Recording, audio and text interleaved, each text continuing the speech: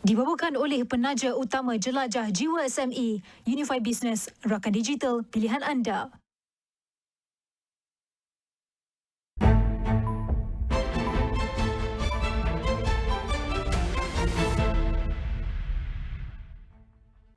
Assalamualaikum dan salam sejahtera. Anda bersama saya Nabilah. Ini Niaga Awani. Kita akan buka Niaga Awani pada pagi ini dengan perbincangan dengan isu simpanan persaraan yang kembali menjadi perbualan nasional. Dan kalau kita lihat, majoriti rakyat Malaysia ada keluarkan hampir keseluruhan kumpulan wang simpanan pekerja KWSP mereka bila tiba masa bersara, dan hasilnya ramai yang kehabisan simpanan hanya dalam beberapa tahun. Dan ini membimbangkan dan timbul juga persoalan, adakah ini sebenarnya masalah sikap kewangan ataupun tekanan kos hidup ataupun sistem yang terlalu longgar. Jadi untuk menjawab persoalan ini dan mengupas lebih lanjut tentang perkara ini, bersama dengan saya pada hari ini dalam studio adalah Dr. Afzal Nizam Abdul Rashid, Ketua Ekonomi Bank Muamalat Malaysia Berhad. Doktor, terima kasih kerana sudi bersama dengan saya pada pagi ini dalam studio Niaga Awani. Mungkin kalau kita nak buka perbincangan, kita nak fahami lebih mendalam tentang akar masalah sebenar isu yang baru saya sebutkan tadi. Sebab kalau kita lihat, hampir 97% pencarung keluarkan KWSP mereka secara sekaligus, dan ini menimbulkan soalan yang lebih besar. Jadi kalau kita nak lihat, nak mendalami apa faktor yang mendorong kepada sikap ini, adakah ia soal tingkah laku kewangan yang orang nak memegang duit yang besar, ataupun realitinya secara ekonomi semasa dengan gaji yang tidak berubah, gaji stagnan dengan kos sara hidup yang menambah makin tinggi dan juga kerja yang tidak stabil. Adakah ini memang memaksa orang ramai untuk keluarkan duit KWSP mereka? Apa menjadi faktor, Doktor? Baik, terima kasih Nabilah atas soalan yang diberikan yang tadi. Sebenarnya bila nak meneliti permasalahan ini, saya rasa persoalan utama yang kita tanyakan tadi adalah isu pengeluaran secara besar-besaran dalam wang KWSP dan sebagainya. Adakah itu punca ataupun simptom, kan? Dan kalau kita lihat ekosistem ekonomi tersebut, KWSP ini merupakan salah satu komponen utama lah, terutama dalam isu berkenaan dengan simpanan di hari persaraan lah. Dan apabila timbul isu ini, sudah pasti dia menuntut suatu persoalan yang lebih tuntas bagaimana kita mahu menyelesaikan permasalahan tersebut. Bagi saya, bila sebut punca itu tadi, maksudnya kita tengoklah punca tadi. Bagi saya ada pelbagai punca.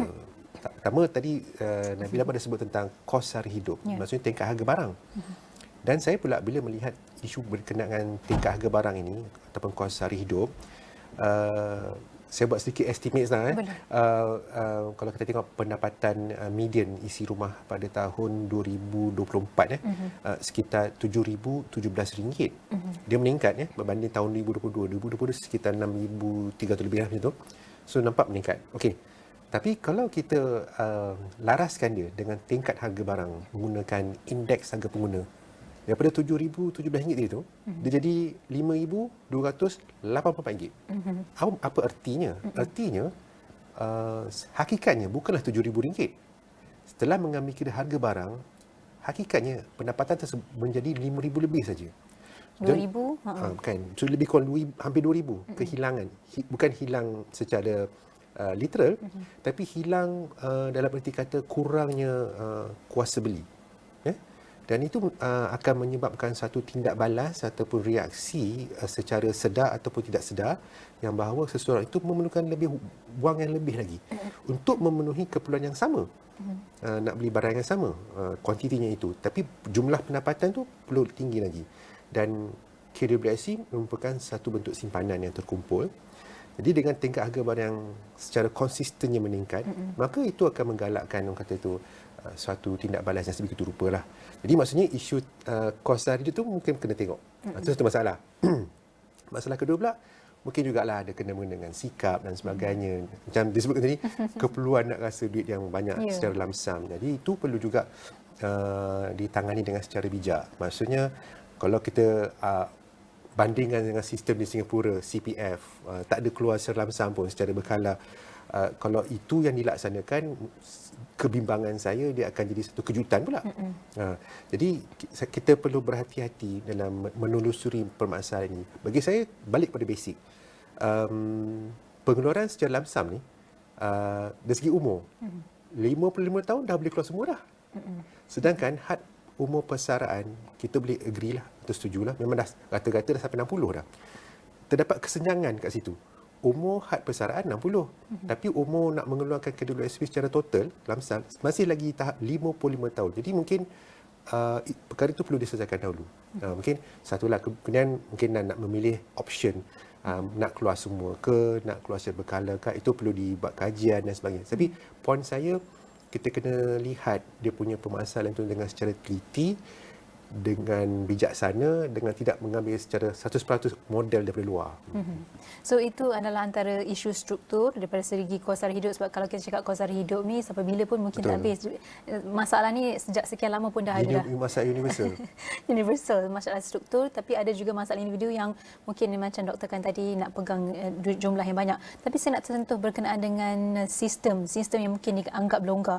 Sebab kalau kita lihat akaun 3 yang diperkenalkan, akaun fleksibel ni adalah satu mungkin anggap sebagai satu penyelamat ataupun mungkin juga menjadi perangkap. Jadi struktur 3 akaun KWSP ni mungkin beri akses yang lebih cepat kepada simpanan. Tapi dari sudut ekonomi doktor, adakah ini jaring keselamatan yang wajar kita sebenarnya sedang buka satu lagi lubang, nak gali satu lagi lubang untuk membolehkan pengguna ataupun KWSP ni dia nak korek menjadi orang kata hakisan simpanan persaraan dalam jangka masa panjang. Ya, betul. Berbincang berkenaan akaun fleksibel ni memang mahu tidak mahu kita kena tengok balik dia punya, orang kata tu, faktor sejarah lah. Saya kira titik tolak utamanya adalah apabila berlakunya COVID-19. Ya, pada ketika itu peranan KWSP dilihat begitu instrumental dalam menyelamatkan ekonomi rakyat. Dan disebabkan itu pelbagai pengeluaran khas diperkenalkan. Saya tak salah, saya ada 3 ke 4 lebih kurang 145 bilion telah pun dikeluarkan, dan KWSP pun menghadapi masalah dari segi caruman yang negatif lah. Maksudnya caruman yang masuk dengan keluar tu jadi negatif untuk setahun 2 tahun, tak salah saya. Lebih banyak keluar daripada masuk. Sekarang ni dah improve lah.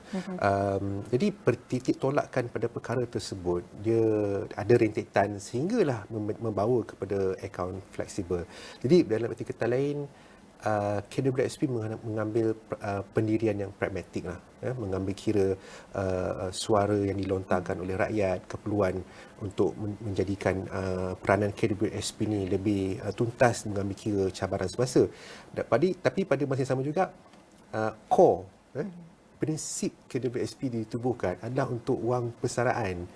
Itu masih tidak berubah lagi, dan saya kira macam mana pun canggih pun dunia ni, saya rasa peranan KWSP tu akan terus kekal sebegitu rupa. Dan di sini sebenarnya menuntut mungkinlah yang utama pendidikan yang secara berterusan kepada rakyat tentang keperluan kenapa nak kena ada suatu amount yang sihat apabila bersara nanti.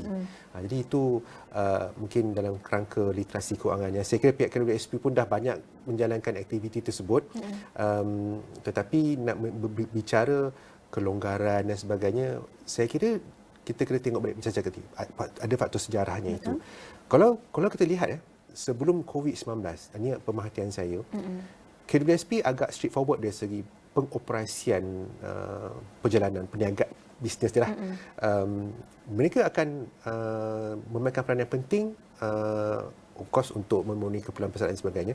Tapi kalau berlaku kejutan ekonomi, saya melihat seawal 2001, 2003, kemudian 2008 ke 2009, 2010 dan seterusnya lah, 2016. Itu adalah masa-masa yang berlaku kejutan ekonomi, yang mana KWSP antara peranan je ialah mengurangkan kadar caruman. Lebih kurang ada yang tengok masa lah, ada masa tu kan 2%, 3% untuk tempoh yang sementara, setahun, mungkin 2 tahun paling kuat pun, lepas tu dia akan revert balik yang asal. Itulah cara KWSP membantu, selain daripada menabung dan sebagainya lah. Maksudnya bila berlaku kejutan ekonomi, itulah dia punya modus operandi dia. Tetapi bila berlaku COVID-19, yang mana kejutan tersebut sesuatu perkara yang di luar jangkaan bagi kebanyakan pentadbir dalam peringkat global. Bukan untuk KWSP sahaja. Betul. Jadi pihak bank pun terlibat juga dengan moratorium sebagainya kan. Jadi kita perlu kata tu menghargailah, appreciate apa yang telah berlaku, dan lepas tu dia menjadi satu trajectory yang baru pula. Yang mana KWSP tu dilihat instrumen yang utama dalam menyelesaikan permasalahan rakyat. Ada sini satu keseimbangan perlu dicapai. keseimbangan tu bukan mudah nak capai lah Nabilah. Maksudnya dari segi penerangan peranan KWSP, kepentingan kenapa tak boleh nak keluar selam dan sebagainya, itu memang kena sentiasa diterangkan. Tapi ialah nak mengimbangi itu. Kerana kita berhadapan dengan satu cabaran yang lama tapi masih berterus lagi. Itu kenaikan kos hari hidup. Betul. Dan bersifat universal. Dan cakap pasal kos hari, saya rasa sangat perbincangan sangat yang detail sebenarnya permasalahannya itu dan bagaimana menyelesaikannya. Itu topik lain lah. Tapi nak cerita kat saya macam mana KWSP respon terhadap persekitaran itu. Tapi dengan tahun pasca pandemik lebih kurang 5 ke 6 tahun ni, kita dapat lihat trajektori yang positif lah, dan itu patut kita puji dengan langkah yang dilakukan oleh KWSP sendiri. Tapi bercakap berkenaan dengan amaun persaraan yang sihat yang doktor telah mention tadi, kita lihat majoriti rakyat bersara dengan bawah amaun RM50,000.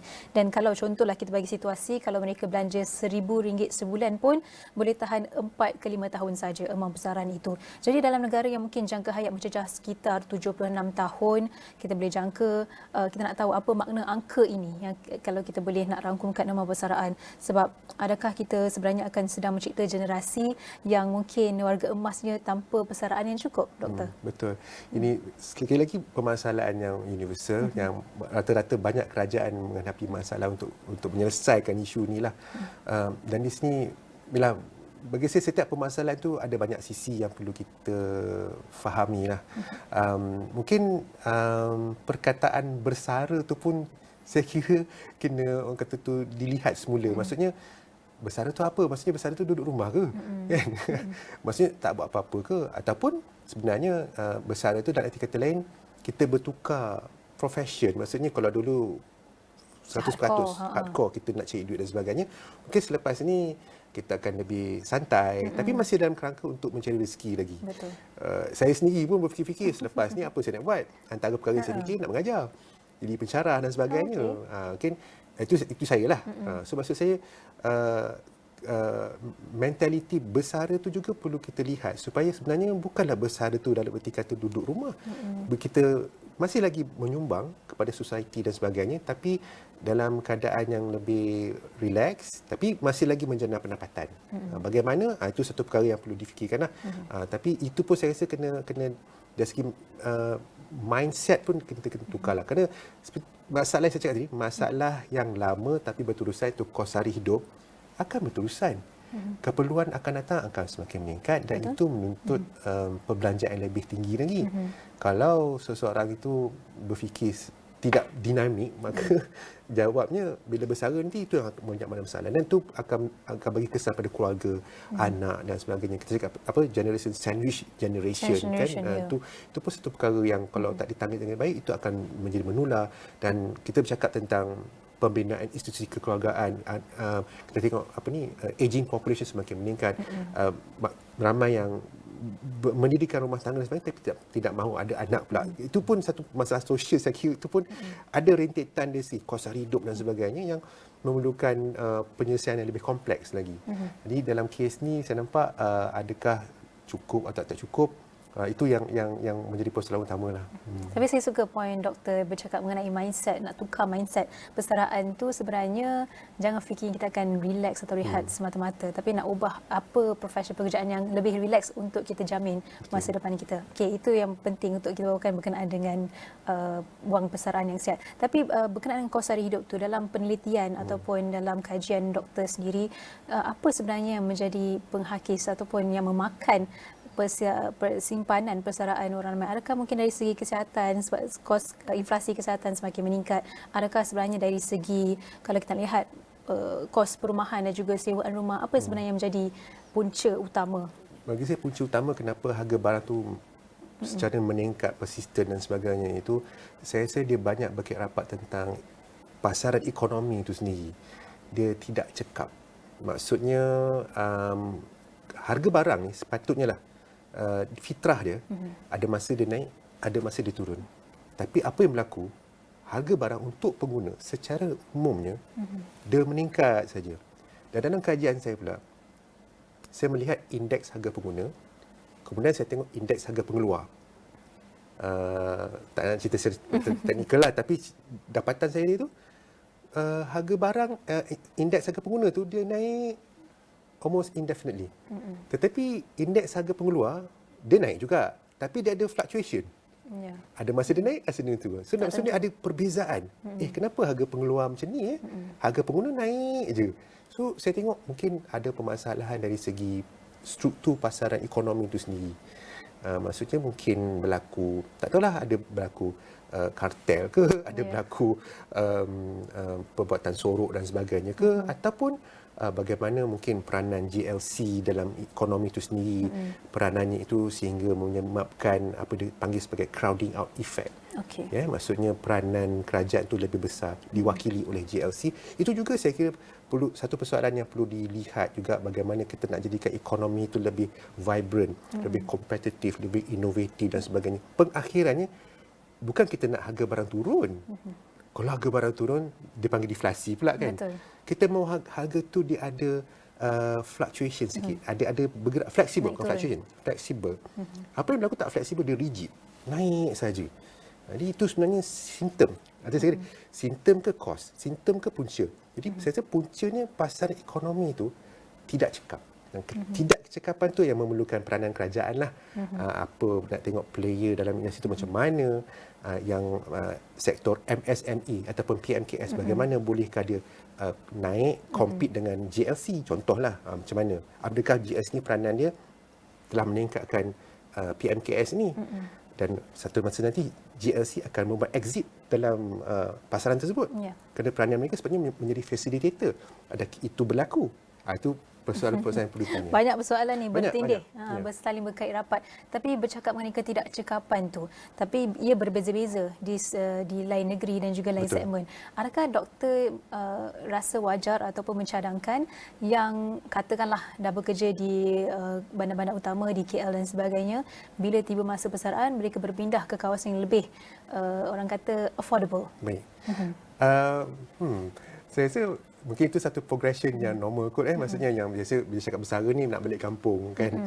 Jadi mungkin itu satu perkara yang boleh difikirkan, dan mungkin di situ saya juga melihatlah macam mana kita nak memastikan pembangunan ekonomi itu lebih adil, lebih setara antara bandar dengan luar bandar.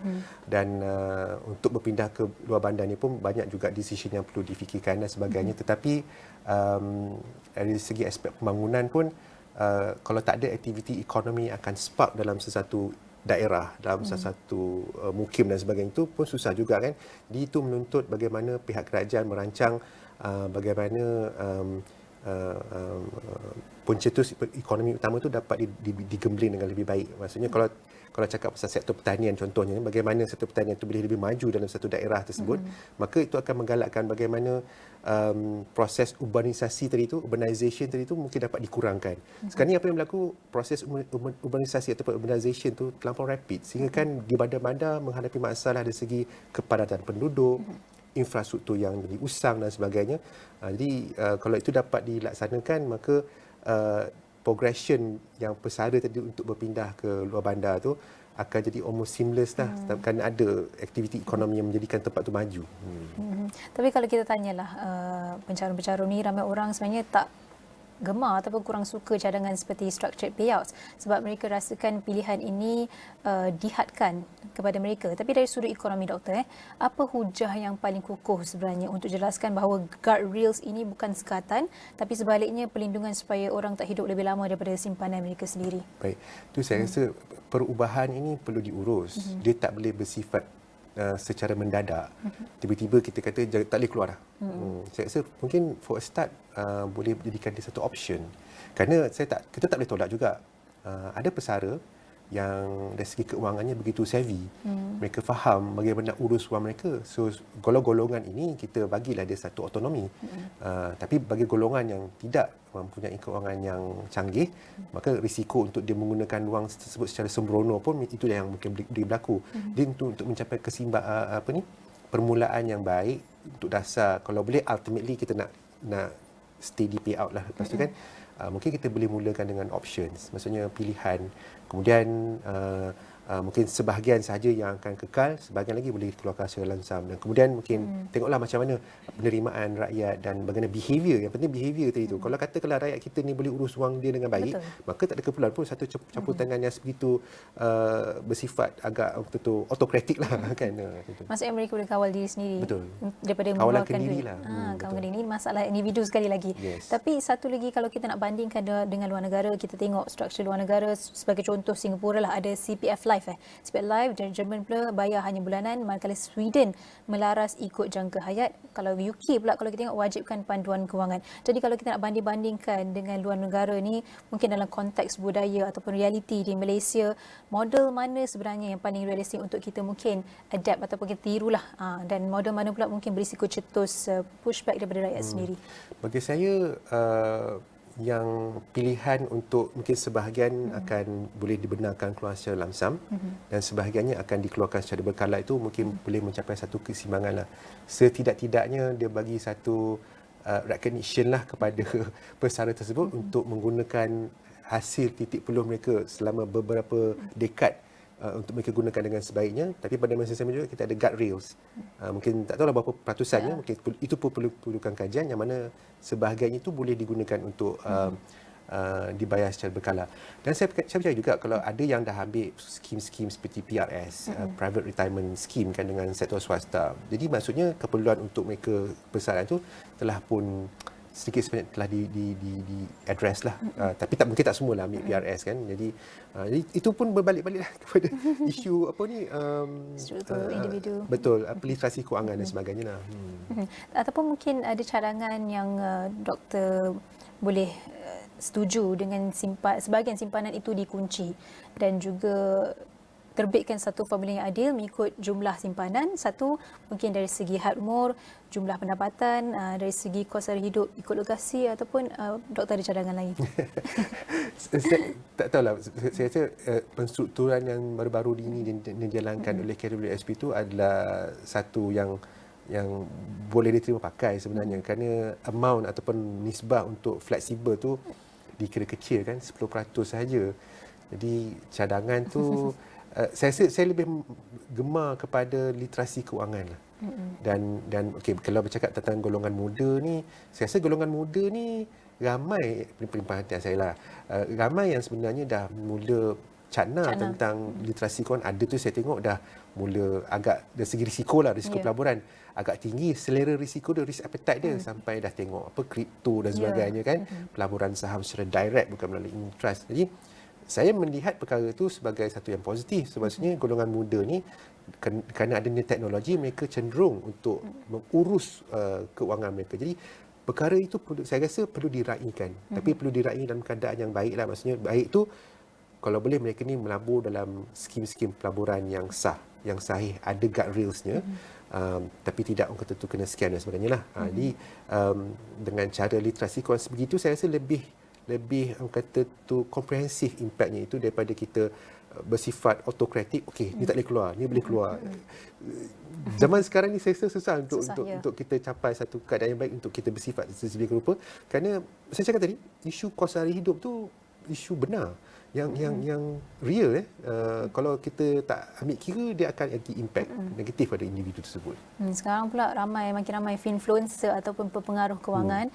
So mungkin mereka terpengaruh daripada influencer. Tapi bila nak cakap dari segi modal yang ikut kos ataupun ikut pendapatan tu susah, sebab nak kumpul data dan sebagainya. Itu masih lagi dalam perbincangan lah untuk dalam pangkalan data utama padu. Tapi kalau kita nak mungkin bercakap soal gaji sebenar yang mungkin tak kejar inflasi ni, isu ini akan terus berulang. Reformasi apa dalam pasaran pekerja sekarang, dalam pandangan doktor, yang boleh sebenarnya paling kena dengan isu KBSP yang sekarang berlaku ni? Dan mungkin adakah doktor cadangkan dari segi naikkan gaji peringkat, produktiviti upah ataupun perlindungan sosial untuk pekerja tidak formal dan juga gig? Okey, dari segi social security tu, saya kira pekerja gig pun dah mula sedar, dan kita dapat lihat trend dalam caruman Persaraan pun telah pun makin meningkat kan. Jadi kesedaran tu sudah ada. Cumanya ialah kita nak tengok macam mana kita nak raikan sektor tidak formal termasuk ekonomi gig ni, kerana saya tengok data daripada Jabatan Statistik Negara seperti apa tu, own account workers, pekerja sendiri telah pun melebihi 3 juta.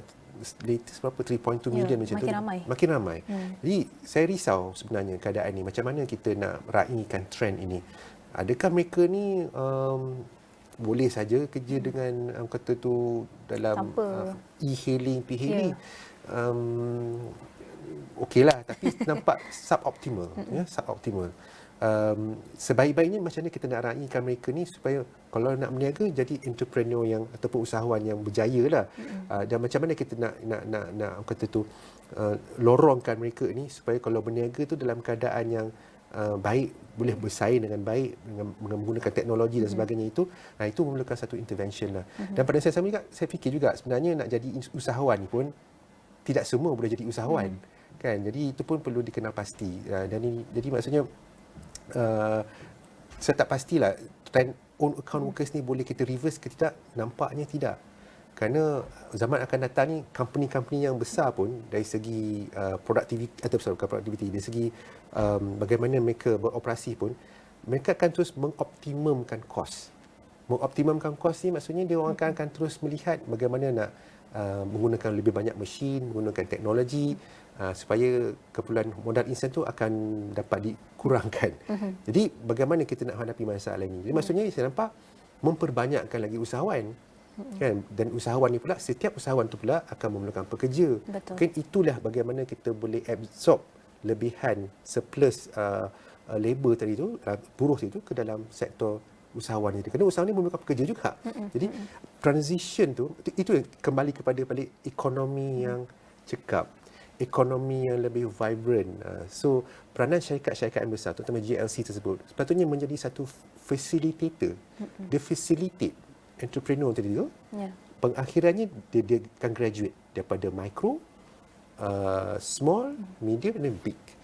Sepatutnya GLC itu peranannya. Kalau itu dapat dilaksanakan, saya kira dia akan konsisten lah. Terus ada usahawan, dan usahawan perlukan pekerja dan setiap tahun kita menghasilkan graduate dan sebagainya. Graduate ni akan diserap dalam sektor ini. Banyak yang kita bincangkan, Doktor, tapi untuk kita nak summarize lah ataupun conclude, mungkin dua cadangan Doktor dari segi adakah perlukan penstrukturan ataupun penambahbaikan dalam struktur KWSP ini, ataupun tetap it all comes back down kepada literasi kewangan setiap individu untuk kita kurangkan isu ataupun krisis persaraan ini berpanjangan. Baik, saya rasa balik pada basic, saya rasa first kena address yang umur 55 tahun lagi. Kerana kat situ dah jelas kesenjangan. Maksudnya umur person 60. Boleh keluar full 55. Situ je pun itu kena selesaikan. Pasal itu dah lama. Dan dah tak kena dah pun. Dan saya rasa kalau kita naikkan daripada 55 ke 60, mungkin pushback tu agak kurang sikit lah. Pasal umur person 60 pun. Kan? Itu satulah. Kedua, betul lah macam mana kita nak raikan golongan gig, golongan employment, influencer. Kerana ini golongan ni akan terus meningkat supaya dia ni pula akan jadi pemangkin sebagai suatu bisnes yang akan mewujud peluang pekerjaan pula. Jadi saya rasa itulah macam mana kita nak raikan situasi ini. Pengakhirannya KWSP tersebut akan boleh menjalankan peranannya dengan lebih efektif lagi. Amazing. Thank you so much, Doktor. Banyak kita bincangkan dari segi tingkah laku, dari segi kuasa hidup, dari segi peranan sistem KWSP itu sendiri. Jadi jelas bahawa isu persaraan bukan sekadar soal menabung, tetapi soal struktur ekonomi dan juga pelindungan jangka panjang. Dan terima kasih diucapkan kepada Dr. Afzal Nizam Abdul Rashid atas perkongsian dan juga masa yang telah diberikan. Dan pada waktu ini itu sahaja yang dapat saya kongsikan. Kita berhenti rehat seketika, kembali selepas ini.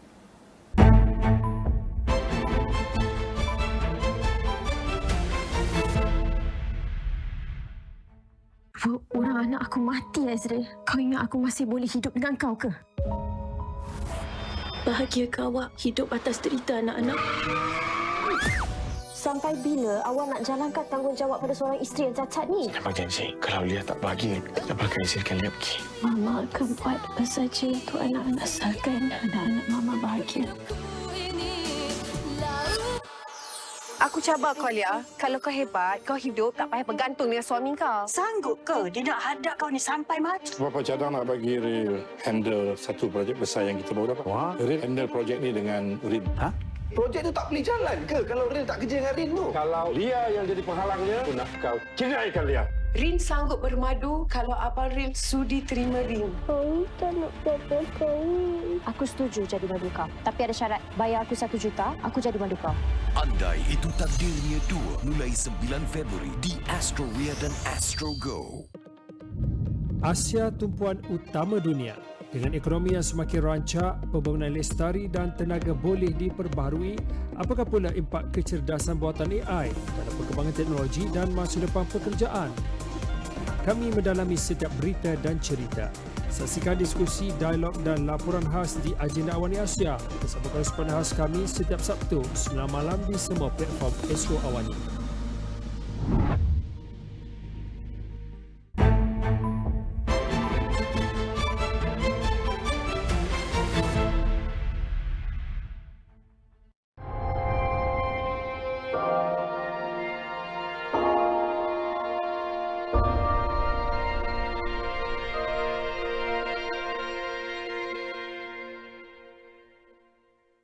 Welcome to the launch of the Global Cooperation Barometer 2026, a tool and accompanying insight report from the World Economic Forum prepared in partnership with McKinsey & Company.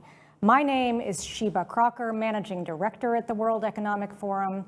The release of the barometer comes ahead of the forum's annual meeting in less than 2 weeks, and it is meant to help shape conversations that will take place in Davos, and more crucially, to help stakeholders gain insight into the nature of cooperation at a time of immense uncertainty.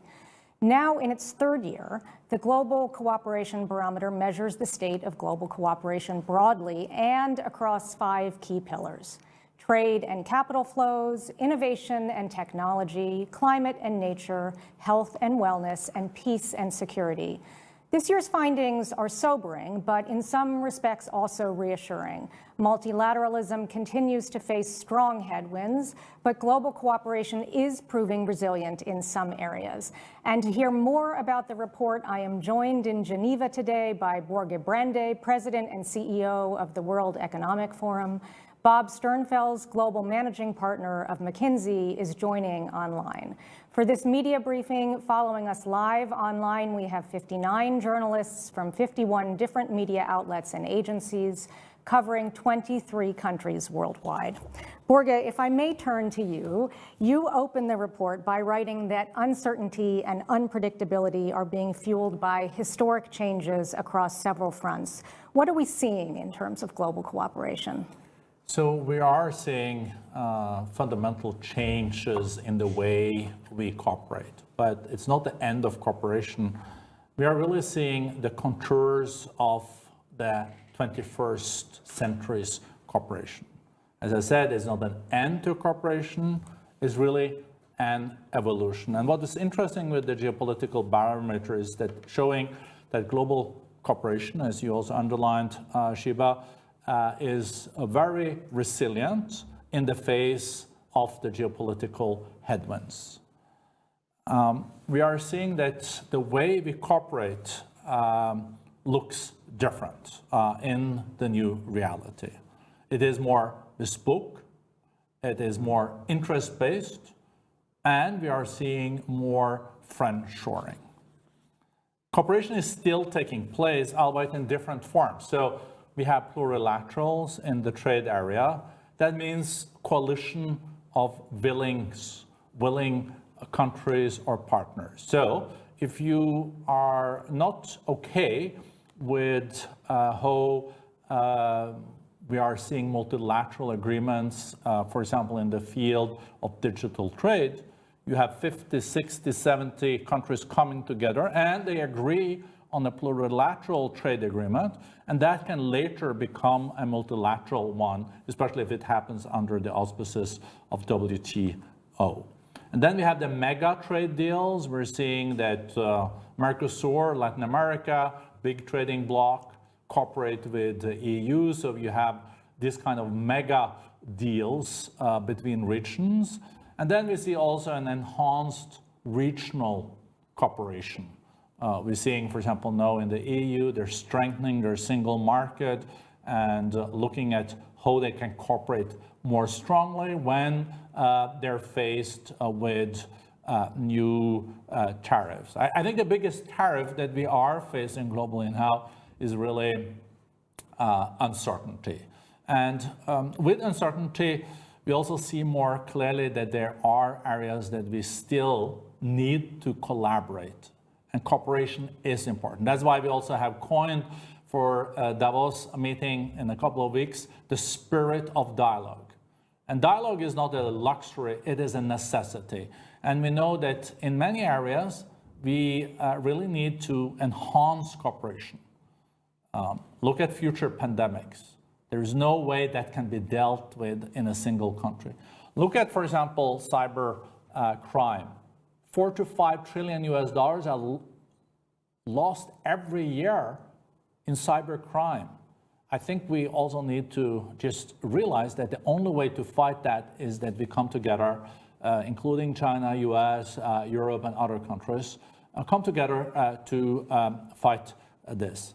Look at plastics in the ocean. If we continue like we're doing now, there can be more plastics in the ocean than there are fish in 2050. I think we all agree that this has to be dealt with at a global level with global agreement. So these are some examples that cooperation is still happening, but it's different than in the past, and that's the new reality, and we're coping with. But in many ways, cooperation is like water. If it sees it's being blocked, it just finds other ways, because cooperation is a necessity and not a luxury. Thank you, Borge. What you're describing, of course, is, as the report itself puts it, an evolution of cooperation. The idea that cooperation in the face of strong geopolitical headwinds is not retreating, but it is evolving. Bob, I'll turn to you. Can you walk us through some of what the data are telling us, both broadly and in some of the key areas the report covers? Sure, Shiba, and it's great to join you. And I would start by saying I think it's more important than ever to invest in a longitudinal, fact-based view of cooperation. And it's been our privilege to partner with the World Economic Forum. This is the third year for the Cooperation Barometer, and we'd like to have this continue because it allows us to look at trends over a longitudinal period of time in a very granular way. And as Borge said, what the data bears out is that cooperation is in a state of evolution, not end. It's evolving, not ending. And I'll give you a few of the facts behind this, and I'll frame it: where is it dropping? Where is it staying steady? And where is it actually increasing? Because I think that gives you more of a nuance to understand cooperation. And so where it's dropping largely ties with many of the headlines today. We see multilateral cooperation dropping at an all-time record level, over 20% drop in 2024. It'll drop further, I suspect, in 2025. The peace and security measures are also at an all-time low. If I took one disappointing data point, there were 123 million individuals that were forcibly displaced in 2024. That's a record number. So we see drops in particular around multilateralism and peace and security. If I focus on steady, health has been a steady point, and it's an interesting tale of two cities. We've had a lot of headlines about the drop in cross-border government assistance in health, and that has dropped by over 1/3. But interestingly, it's been more than made up for in cross-border health investments by private institutions, including US-China, which are at a record high. And so we see cross-border innovations in health from a private sector compensating public sector drop, which means health has actually stayed steady. As Borge says, there's more to do on health, but it is worth noting the two different dynamics that are happening in health. And then finally, on the up side of things, if I talked about the down, the steady, now on the up, we actually see trade increasing. It increased to global trade increased 2.4% in 2024, but it's more diversified. It's more geopolitically aligned. The geopolitical distance in trade has actually shrunk. We've done some work on MGI on that. So trade hasn't retreated, but it's changed. Fueled by, not by multilateral agreements, which have dropped precipitously, but by an increase in bilateral agreements, as Borge talked about. They're up 24%. Technology, which is an interesting one as well, is also up. Data flows are at an all-time high. And cross-border investment in technology, largely underpinned by this AI revolution, are causing massive capital flows to enable cross-border technology cooperation. And finally, climate, which is something that we talk about, but when you get at the granular level, there are some bright spots in this. There was more solar investment last year than the last 3 years combined, and carbon capture investments were also at an all-time high. So there are some advancements also on the climate front that the barometer points to.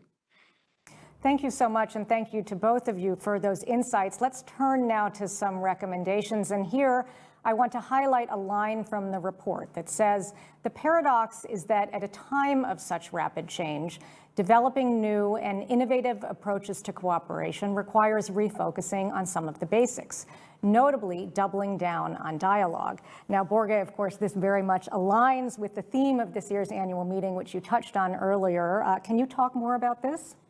Of course, with pleasure. And what we know is that a prerequisite for cooperation is that it starts with a dialogue, and a dialogue with the right spirit, coming together in the room, maybe not agreeing at the beginning of the dialogue, but finding out that there is overlap in the interest. And I think this is a little bit different from in the past. It's easier now to move when countries or companies have common interests. So we will have to identify these areas. And also the global economy is changing very fast, as Bob was underlining, and as also statistics from McKinsey is showing, is that if you look at the 10 largest companies in the world when it comes to market cap, today 8 out of 10 are tech companies. Just a decade ago, it was like 2. So this shows that the new technologies are already changing the world very rapidly. And that's coming back to trade. Trade used to be the engine of growth for decades. So trade grew 2 or 3 times faster than the global trend growth. Unfortunately, we are now below the global economic trend growth that we had for decades. We do expect 3.2% growth this year. It's not bad, but we are seeing also that trade is growing maybe a little bit less than the global trade, but is much more diversified, as also Bob underlined. We're seeing, for example, trade in digital trade is growing exponentially. We also see that trade in services are growing, but the traditional manufactured goods is growing more slowly. So what we're then seeing is that we still do have quite substantial growth. And we also in, for example, the largest economy in the world, the US, 26% of economy, global economy, grew quite considerably in the third quarter. And why is that? I think we're now seeing a new growth engine, not anymore trade in the same way, but the new technologies, huge investments in the new technologies. And if we're able to make sure that these new technologies also work in the interest of humankind and that they can also move the world forward, we might be able to see decades of growth moving forward driven by these new technologies. So we avoid slow growth like in the 1970s, and we maybe can see higher trend growth in the years to come in developed economies than we have seen in the past. And that would be very good, because we need new jobs and we need new opportunities. Thank you so much. And of course, you raised a lot of issues relevant to the private sector. And Bob, looking at the private sector, one point you make in the report is that companies will need new organizational capabilities to move cooperation forward. What would this look like? It's a great question, Shiva. And, I would start by underscoring something that Borge said, which is cooperation can't happen without dialogue. And so this spirit of dialogue for this year's World Economic Forum, I think, is more important than ever. It's almost a precursor. And if you zone into your question about what does this mean for private enterprise? And as you know, we spend most of our time working with the leaders of private enterprise. I think there's a real question about organization models in today's world. And to be honest, and maybe this is a little bit of indictment of ourselves and our profession, the thinking hasn't evolved that much in the last 60 years. One of the most seminal articles on global organization design is an article, if you can believe it, from 1959 by a predecessor of mine named Gil Klee called Creating a World Enterprise, which was put in Harvard Business Review. And it laid out effectively the modern global organization. And that thinking hasn't changed very much until this date, but it's changing now. And so to your question, what's it changing to when the parameters of cooperation and lack of cooperation are changing underneath private enterprise CEOs' feet? And I'd argue that there's at least three things that are on the minds of global CEOs right now as they think about how to organize for today's world. And the first is, yes, there's a lot of things that are defensive measures, but how do you look for opportunities? How do you play offense as well as defense in a world of all this change? And one of the things that we've looked at is, as you know, Borge talks about cooperation is a bit like water. It finds a way. Well, if you believe that, do you know where the currents are going? And we have done some work to look at global trade corridors going forward, and about 30% of the world's corridors will change over the next 10 years in a much more diversified way. How do you take advantage of that and potentially hyperconnect the world? So can you play offense as well as defense? The second is, can you build an organization that has resilience in its core?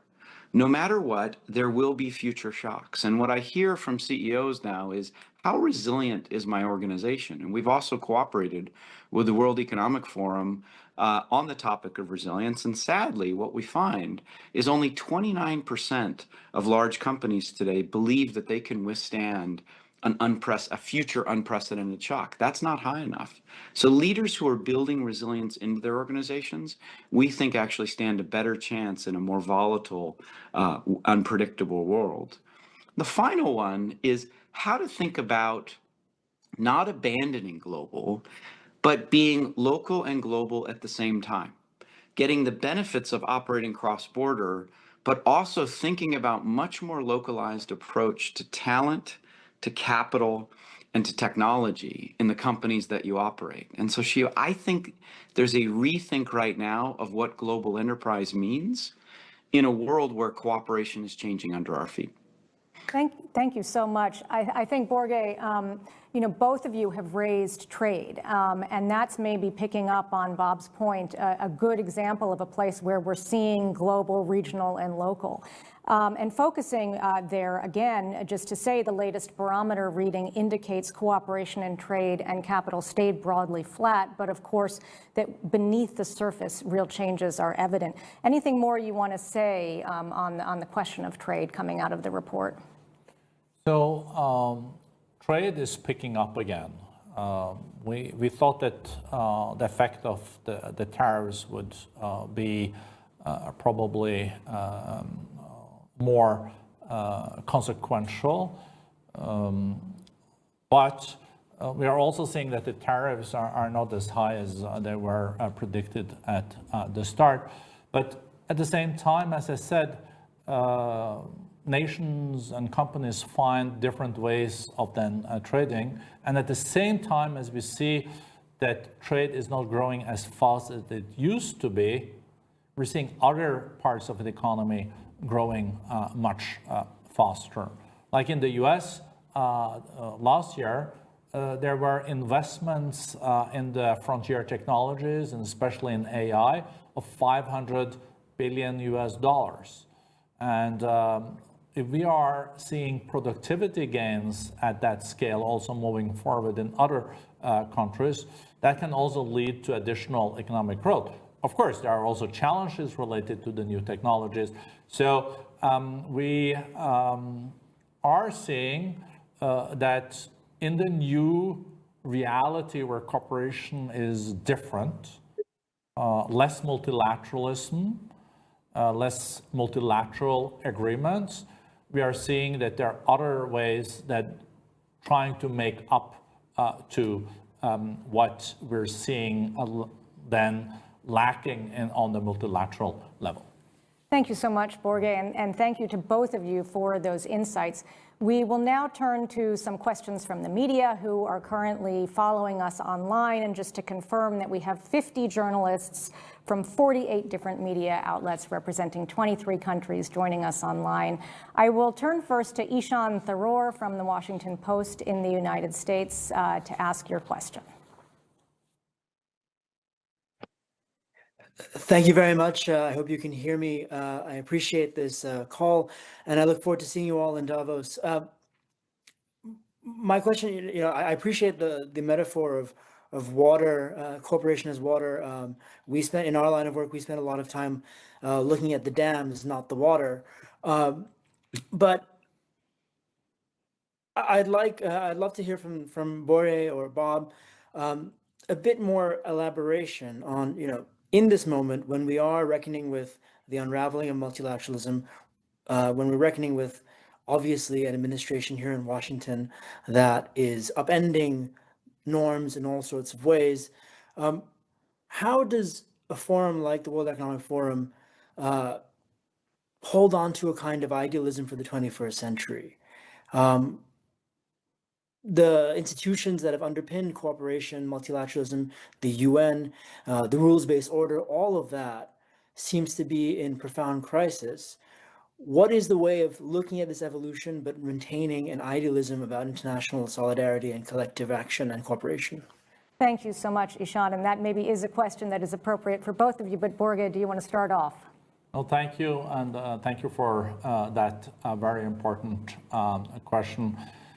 I think the main finding in the global barometer, and maybe we all were a bit surprised about it, is that global cooperation is still strong, but it's different from the past. So when it's not then based on, for example, new trade agreements negotiated through the World Trade Organization, there are other ways to then collaborate. So there are mega regional deals, there are bilateral trade deals, and you have plurilaterals, coalitions of willings. And I think this is not only happening on the trade side, but this is happening also on the environment, on climate, on the new technologies. It's just a different way of collaborating. But as I said at the outset, we're also seeing more friend-shoring. So we're seeing that countries that are more aligned trade more with each other. And this is, of course, what we're seeing the contours of in the 21st century is a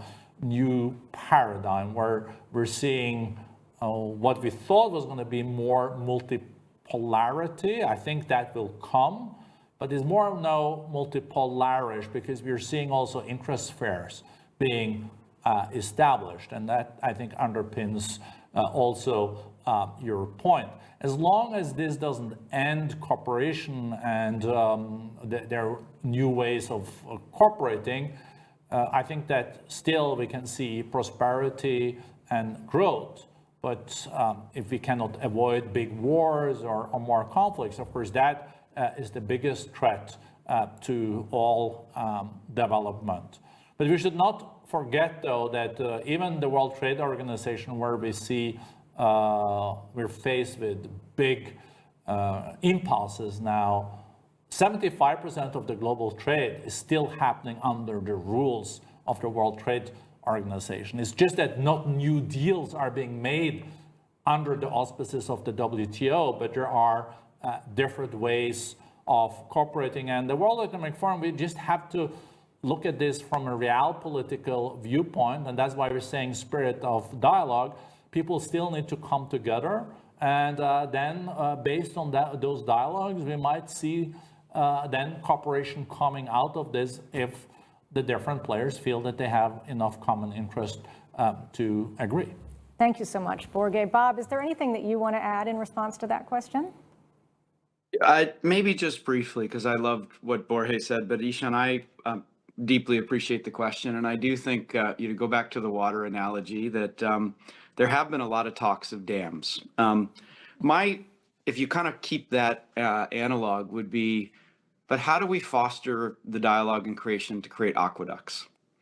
And I think there is enormous potential for aqueducts, and I think it's the place where the World Economic Forum can be a catalyst for this. And if you think about opportunities that may not have naturally been on the radar, how do we bring counterparties together to look at this? Example, Japan and India. And you think about some of the leading technologies in Japan, but also some of the labor shortages that they face, making cross-border investments where technology moves to India and India finds a way to scale. It's going to be one of the key unlocks for a future manufacturing base in India coming from Japan. And yet the understanding of those CEOs with each other is still fairly nascent. Could the World Economic Forum be a platform to create an aqueduct there? Aqueducts in places we think don't exist. I'll give one more example. I talked about private sector cross-border investment in healthcare. I don't think a lot of attention is being given to the collaboration that's happening even under today's construct between the US and China. And you look at US healthcare investment in China for technology that then is actually enabling and helping around the rest of the world. Can we spend a bit more time on that and highlight some examples of aqueducts that are working? So I just might throw that word out there as we think about water, we think about dams. Can we think about the World Economic Forum being a place to create aqueducts? Well, keeping with the theme of water here in rainy Switzerland today, Yasmin Osman from Handelsblatt in Switzerland, I will turn to you for the next question. Thanks a lot for taking my question. My question is more European focused, and I would like to know how you think Europe is positioned in this new fragmented world, and what will be the main trends and key challenges in 2026 in your view? Thank you for that question. Borge, maybe I'll turn to you. Thank you. When we look at the European Union and Europe, you can look at it as glass half full or half empty. If you start with the half full, let's not forget that the fastest growing economy in the whole OECD, including US, Canada, Japan, Australia, is Spain. And Spain is a large economy. Look at Greece, for example, is now borrowing at a lower interest rate than many other European countries. And they have kind of rebounded and are also seeing quite a lot of economic growth. While you see some of the larger European economies are challenged because of higher energy prices and also fierce competition in some of their areas, but they also need to then pivot and find new areas, maybe produce even higher up in the value chain, also implement the new technologies. But Europe is still, the single market is still the largest market in the world, but Europe has to balance in this more competitive world. And I guess Europe doesn't want to end up in an interest sphere, but wants to be Europe working both transatlantic, but working also with Asia, and is also very close to Africa. So it's a very important year for Europe, and we know we also have the ongoing war in Ukraine that is also causing challenges, and we know there are many impulses in local or national politics in Europe. But I feel that there is a momentum in Brussels now for increased cooperation inside the EU, strengthening also the single market. And if you implement new measures in the single market, you can have the same impact as you lower tariffs with 10, 20, 30% from the outside. So there are barriers there that also came out of the Draghi report, and they are ready to be addressed if there is a political will to do something with it. Thank you, Borge. For our next question, I will turn the floor to Tianyu Sun from the Guangming Daily in China for your question, please. Thank you so much for taking my question. And my question is, will multilateralism have an impact on the globalization landscape and on multilateralism? Will globalization undergo permanent changes? For example, the WTO DG Ngozi has proposed the idea of re-globalization. I want to hear your opinion from the World Economic Forum and from Bob. Thank you so much. Thank you so much. And Bob, maybe I will turn to you for this question. You did talk a bit about minilateralism and, of course, the changing nature of cooperation, as just noted in the question. Yeah, I think it's a great question. And look, I think in the honest truth room, the jury is still out. But I think the hopeful case around this is that, and the data does bear this out, that trade in all of its guises, goods, services, data, does not shrink. It continues to grow. And we've shown the data that as trade grows, global economic growth grows. But it will grow in more diversified and more resilient ways. One of the unintended consequences of the last 25 years is trade got fairly concentrated around really large trunk routes. If we played forward, could we think about a world where the world is hyper-connected with a much larger number of trade routes and connection points? And if we did that, could economic growth not only happen, but potentially be more inclusive? And that's my optimistic case in this as we look about a world where trade like water continues, but it perhaps does it in a more diversified way. Thanks very much. Well, we have reached the end of questions from the media, and that brings us also to the end of this media briefing. Thank you to all of the media who have joined us, and thank you again to our panelists, Borge Brande and Bob Sternfels.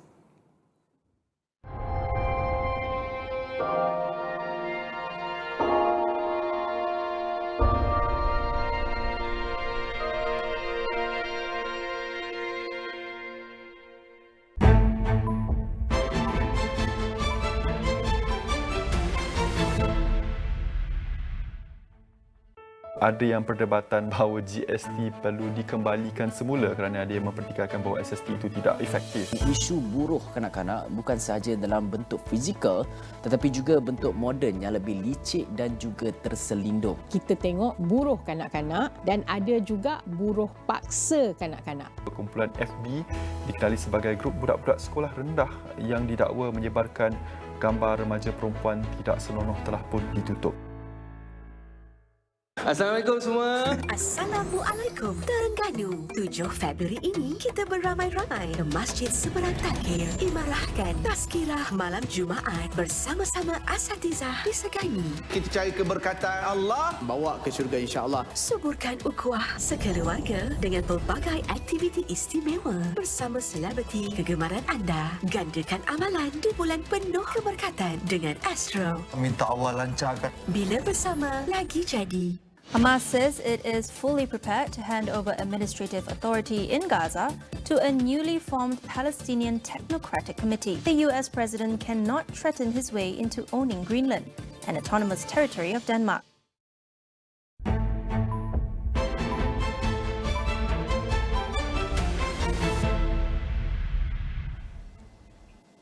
Hello and welcome to Niaga Spotlight with me, Tamina Castro. Niaga Spotlight takes us through the week in economic analysis and future affairs. Now today on Analysis, our spotlight is on AI and the future of women in the workplace.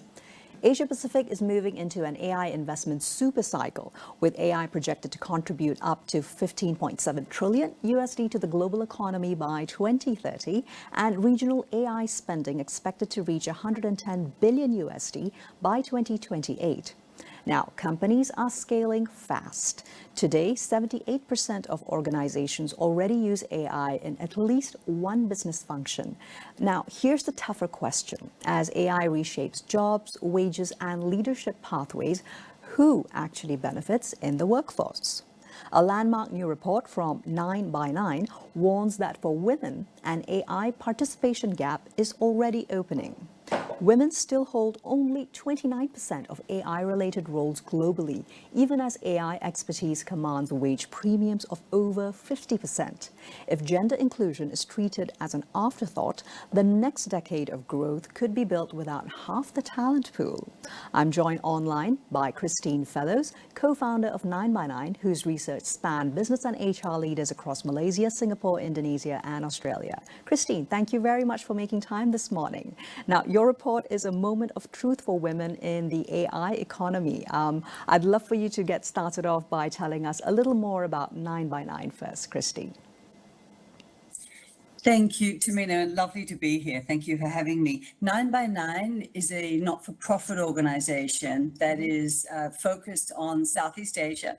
We're based here in Singapore, but we do research and we provide data-backed evidence around strategies to drive gender equity in the workforce here in Asia. And we believe that it's important for women and men to thrive and advance in their careers, but women have been left behind. So our research is supporting strategies that leaders can undertake to address that gap. Absolutely. Now, it's extremely timely as well that we get into your report because, as you were referring to, gender equity, we all know about the long-standing gender labor force participation gap, but you're talking about an AI participation gap and saying that it already exists and regression has begun. So tell us in practical terms, what are the type of earliest warning signs or red flags you would tell CEO and leadership role folks to look for inside their own company? Look, there is a risk that women will be disproportionately impacted by AI as companies start to roll that out. So what I would ask CEOs to look for, or for any business leaders and managers, is as they're starting to undertake AI pilots and starting to build use cases in their organization, have a look at the gender skew of the teams that you're including in those. It's really important to put governance across the workforce share and to make sure you're measuring who is participating, because really in an AI world, who participates is going to benefit. I'd be looking at training. A lot of companies now are starting to do AI fluency training for their teams. I'd be looking at participation of women, seeing if women are dropping off, because the data shows that while women want to learn about AI, when they're asked to do it in their own hours, their caregiving responsibilities sometimes mean they don't have as much time as men. I'd be looking at internal mobility, who is being advanced and promoted into AI-enabled roles in the organization. There's some real signals around that, whose roles are becoming more value add in an AI world and whose roles are disappearing. Just make sure that we measure what matters around that. And the last thing, and probably the most important, I'd be looking for, as you're developing AI strategies, who is leading that conversation? Is there a business leader? Is there a tech leader? I'm sure there is. Where's the HR leader in the conversation? They must have a seat at the table so that they can address workforce impact at the same time that you're looking at the financial and productivity impact. So if I was a CEO watching this, what's the one metric I ought to be asking my HR lead, perhaps they come on Monday morning? I'd be saying to them, you need to be in the AI pilot team as we're building our strategies. You need to be looking ahead at what the workforce impact will be from these wonderful efficiency rollouts and expectations we have from AI. And you need to be mapping future skills and what our skills are going to the requirements will be in the future, and how we're going to be upskilling our workforce equally in that regard, just to make sure that women are fully participating in 5 years' time when AI is all across the enterprise. Basically, this is just early metrics and steps that can be taken so that the HR is not left to count how many women have left the team or left the entire company itself once the programs are done. Good. Let's move on into you telling us a little bit more, Christine, about this double exposure that the report mentions, meaning which women are underrepresented in AI-created roles and overrepresented in AI-disrupted roles. This is a clear, not just an emerging pattern, correct? Yes, there's really firm data showing that this has already begun, and it's structural. So women in Southeast Asia and in Malaysia tend to be more aggregated in roles that have a higher potential to be disrupted by automation. So I think that the impact of AI across the workforce will be, roles will be displaced, they will be augmented, so there'll be AI-enabled roles. There'll be roles that will be created, as you mentioned, and also some roles that are protected. Women are going to be overrepresented in those roles that will be displaced, less likely to move into the AI-enabled roles, and they're deeply underrepresented in the new roles that will drive AI. To give you an example of some of those roles in Southeast Asia, the ones most at risk of automation are administrative and clerical roles, customer service operations roles, junior analysts, any of the roles that require data processing, data analysis, data synthesis, data input. So, admin roles in finance, HR, legal, research, junior marketing roles. So there's quite a lot of scope there for disruption. They are the roles that tend to be more skewed to female workers. The roles that are the big growth roles in the industry are data scientists, data analytics sort of specialists, AI product management, AI infrastructure engineers, automation design, digital transformation leadership. We know, and I think you mentioned that the data at the beginning, 29% of the AI roles currently globally are held by women. And that's a talent pool that people are going to start pulling on, and there are just less women there. Absolutely. And what would you say perhaps is the fastest intervention that might actually change women's employment outcomes?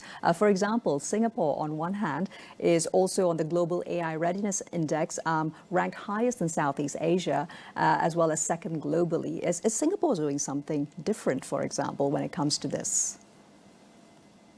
They are taking a very intentional and long-term approach, understanding that AI is going to be a transformation process that will affect all areas of business, and it will be very beneficial for the economy potentially, as long as the full population have opportunity to participate. And so they're looking at, and some of the suggestions, I guess, for an equitable and successful investment and commitment, nationwide to AI, would be looking at where are the at-risk roles, where are the skills of the future, how do we provide training to enable large populations of workers to be redeployed.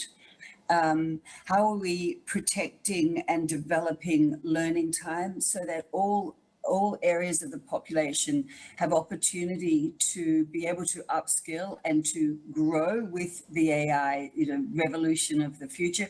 And that includes those most vulnerable, which will be women, who are going to be more likely to be displaced and less likely to be in the high growth areas, but also the elderly. I mean, the seniors also will have great opportunity. AI is an extraordinary tool that democratizes technology. It gives all people an opportunity to be able to use this technology, in a productive way, without the requirement of knowing how to code. So it's really important that the entire, workforce comes with us on this transformation.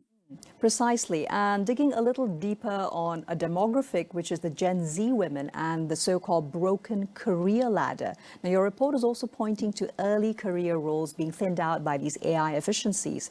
Now, if that first rung disappears, who will be paying for that redesign? And basically, who will actually be ensuring that Gen Z women in particular aren't left behind? You know, there's a lot of conversation, and quite honestly, Tamina, it's everywhere in the world at the moment around the challenge with entry-level jobs. Entry-level roles, both for young men as well as young women, are really under threat at the moment because of, you know, a lot of what's happening in technology and is replacing a lot of those skills we just talked about. However, for women, it's particularly imperative that we find ways to redesign that first rung of the career journey, because we know that there are different challenges for women and they're already having a tough time getting through that middle stage of career. So if we lose them at the beginning, then they're challenged to be found in the middle and not making it through to leadership. Some of the some of the things that can be done, and there's a lot of thinking going on at the moment, you know, with government workforce organizations as well as companies around how do we rethink the entry-level role and how do we redesign that, you know, and make sure that women can come into the workforce and we can build a healthy pipeline. So we're looking at, you know, hiring for learning agility and curiosity, perhaps, instead of, you know, analytical and admin skills. Understanding that the investment for the conversation so far, Christine. Sorry to cut you off, Christine. Thanks for the conversation so far. We take a quick breather and we'll be right back with the rest of the show. Stay tuned.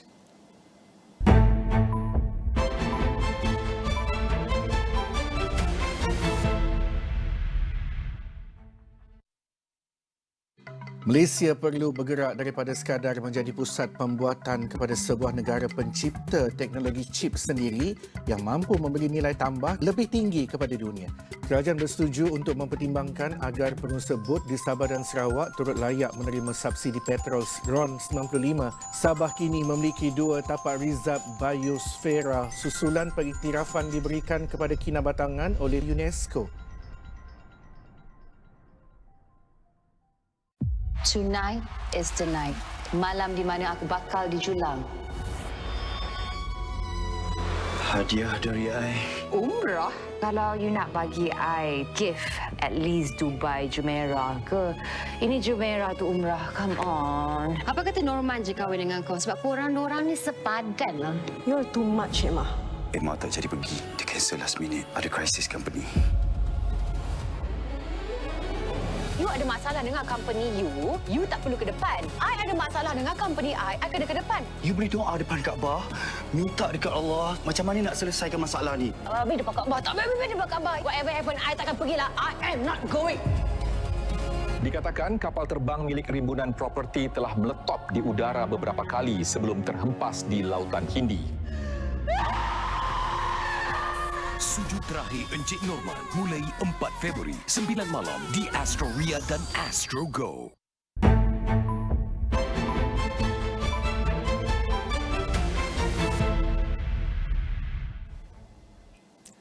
Welcome back to Niaga Spotlight, still with me, Tamina Castro. Today the conversation is centered around AI and impacts on women in the workplace, and I've had online with me Christine Fellows, with co-founder of 9x9, a non-profit based out of Singapore that has just issued a brand new landmark report around this area. So we were discussing the impacts on Gen Z and in particular Gen Z women workers. We move now into looking at external hiring. Christine, so external hiring, particularly with regards to AI-related roles, is now outpacing internal growth. Now, many firms are going to be saying, we've got no time, we need the AI talent now. What is your response to that?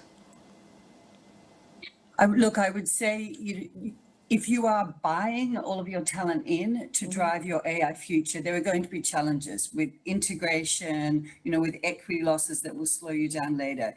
External hiring is also going to drive deeper equity gaps in terms of gender, because women are going to be less represented in that external talent pool. Alternatively, really looking at an internal first approach where you're ring-fencing women from disrupted roles, where you're looking at internal mobility and upskilling, when you're bringing your workforce with you to be able to participate in the AI future. So it's an integrated approach, but the focus on upskilling and development is really key.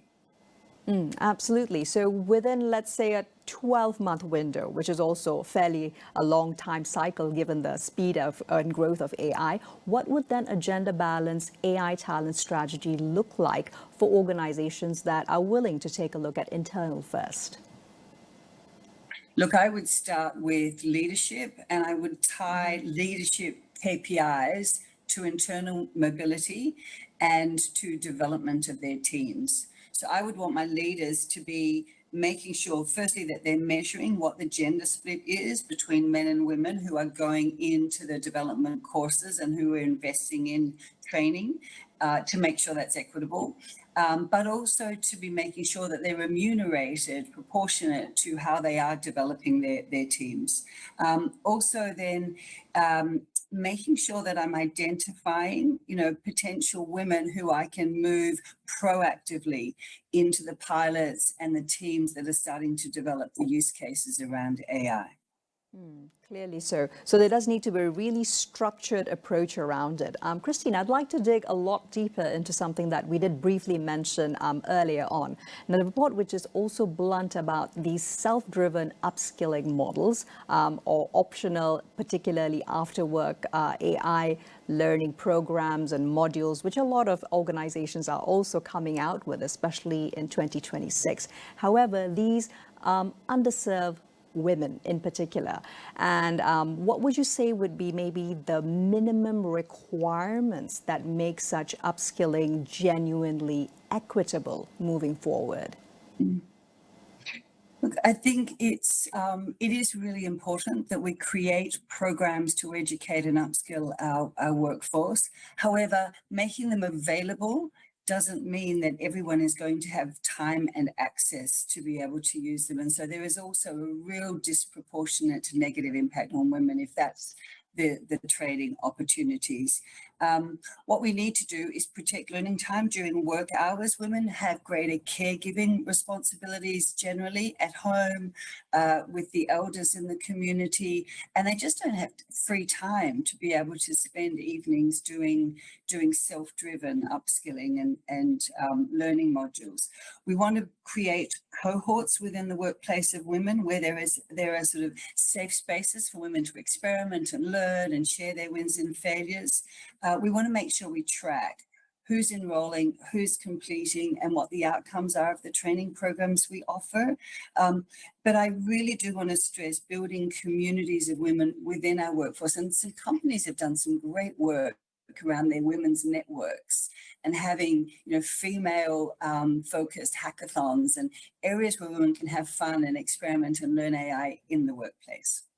Clearly so. I'd just also like to highlight the fact that based on newest figures coming out of the ILO, UNSCAP, it goes to show that around APAC in particular, women may actually be taking on up to anywhere between 2 to even 4 times more unpaid care work, including the whole gamut of childcare, elderly care, being part of the sandwich generation, particularly millennial women also taking on not just their professional roles at work, but also the unpaid care work. And I just had an extended ask on the same line of thinking, Christine. The fact that most employers and organizations around APAC and Asia Pacific are already pretty comfortable with having certain work-life balance programs already made available in the workplace. How can we ensure that perhaps these AI-related upskilling programs also make part of this landscape, and also ensuring that more women are able to avail of them? And just like those work-life balance programs, it's more often than not women taking part in it, men on a much smaller level, which also means then perhaps it impacts your workplace development and your career progression and promotions, etc., in the near future. Look, the research also talks about women's measured approach to AI and to using AI in the workplace. Women tend to be a little more cautious. They're focused on the ethics of AI. They're wanting the company to give them clear guardrails around the use of AI before they'll use it at work.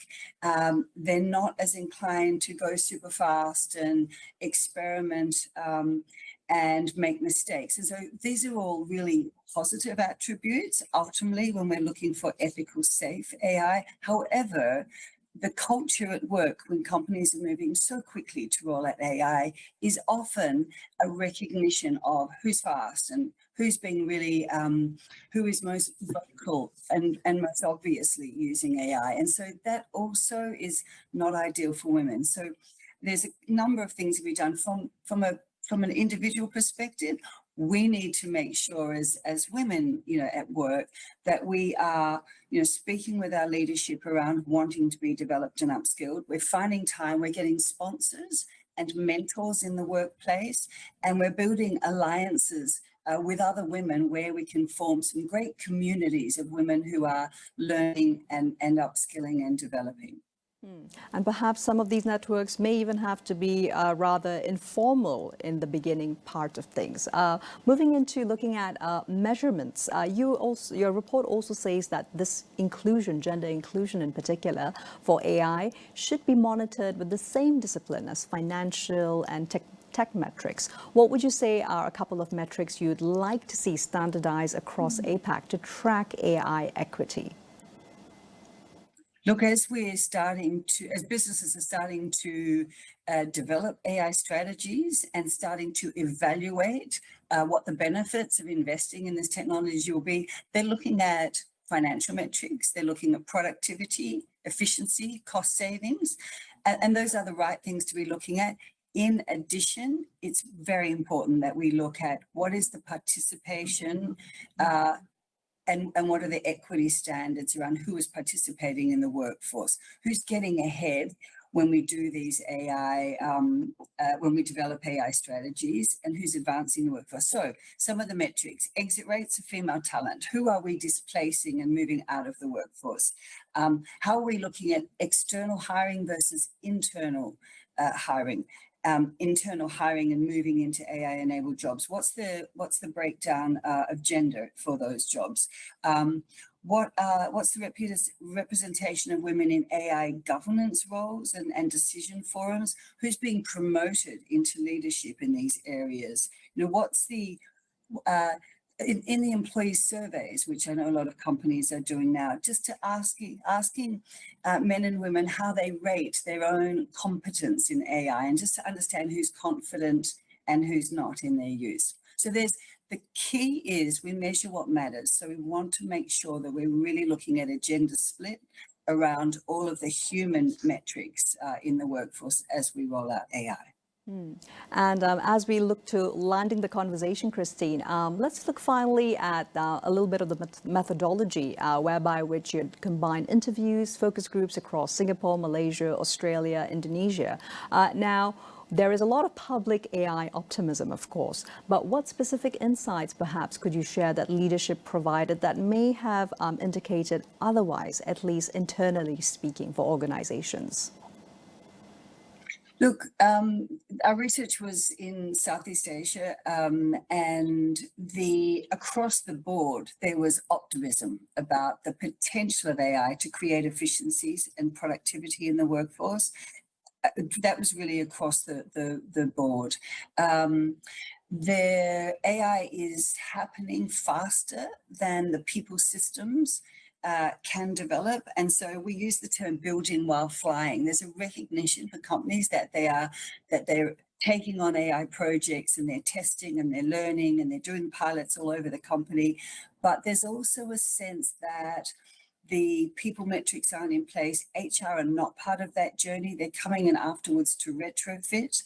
And there's a lack of technical expertise for them to truly be able to participate in that strategic development piece, which is really important if we're going to want to embed equity in our AI transformation. Clearly, course correcting ought to start right now, actually. Christine, thank you very much for the enriching conversation. Your insights and the report, of course, makes the challenge plain. AI transformation will only deliver real value if gender inclusion is built in from the start. Thanks a lot for your insights. Now, in this AI era, workplace gender representation is a competitive strategy, and organizations must lead the way to ensure women have an equitable share in the evolving future of work. That's all we have time for today. Do join us next week for more economic analysis and insights. I'm Tamina Kausji, signing off for now.